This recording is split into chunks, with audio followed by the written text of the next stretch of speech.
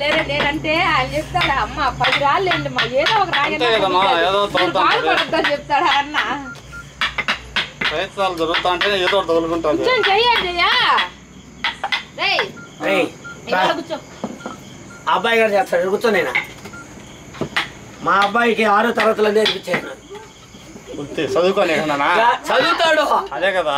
అమ్మ అంటలే పొద్దున్న 1 గంట సాయంత్రం 1 అరగంట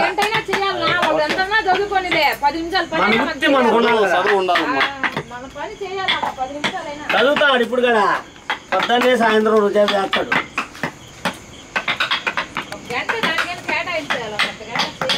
ఇది నేర్చుకుంటే మంచిగా సార్ చేతిలో పని ఉండాలి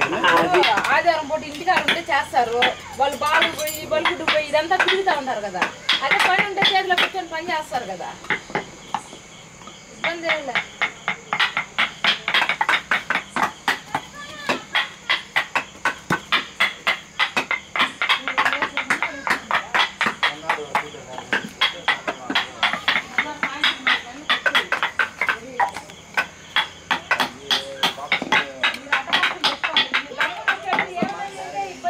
బాక్సులు మాకు ఉండవు కదా అమ్మను కూడా అమ్మరు నుంచి తెచ్చుకుంటే హ్యాండ్ షాప్లో ఉంటాయి ఇలాంటి సిగరెట్ అట్లయితే గట్టిగా ఉంటాయి